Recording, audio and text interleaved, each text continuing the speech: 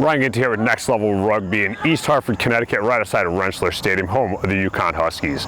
We're right here at the Hartford Wanderers practice where they're just coming off a pretty good game and a thumping that they just gave Providence out Colt Park, not even a couple miles from here. But what we're here for today is we're going to teach you how to do video. One of the biggest things that we need to grow the game here is we need exposure for the players, for the clubs, and for the events that are going off. And there's some simple tips that we've learned along the way. At Next Level Rugby, we've been to a lot of different tournaments, we've done a lot of work in the last year, and we've come up with some easy hacks and some basic tips that'll give you a great advantage when you go out there and you actually start shooting rugby.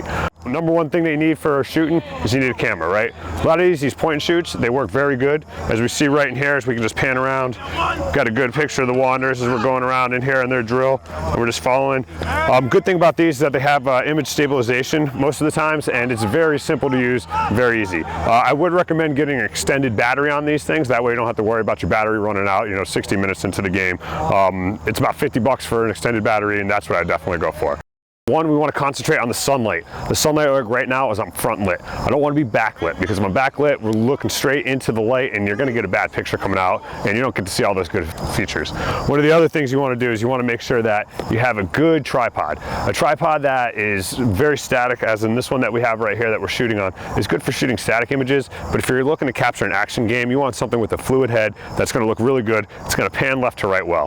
One of the hacks that we found that we've used is that we actually bought a 14-foot deer stand at Cabela's, which is literally right over there. One of the things we went there, we spent $160 on the stand, put a camera mount on it, and it gave us a good panning action left to right, and it gives us a 14-foot view. One of the things you're going to need for that is you're going to need a truck, you're going to need the stand, and then pretty much you just throw it in the back. It sets up easily. It's only 60 pounds, and you put the camera mount on it, and it's actually really comfortable for somebody that's up there shooting.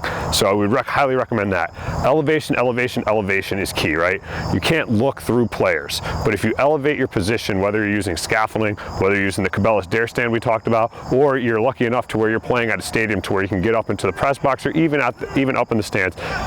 So the use of zoom is incredibly important when we're using rugby. A lot of images that we get, it'll just be this, it'll follow the action all the way around, and when it comes close to the touch line, you get a good shot. But what we want is we want somebody that's comfortable using the zoom.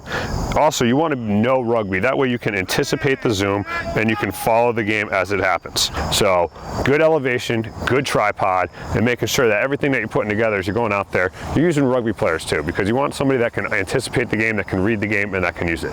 So hopefully those are some easy tips that can help you provide good footage, so that way we can make those great highlights for you and help spread rugby all around the country. Next level now, turn it up a notch.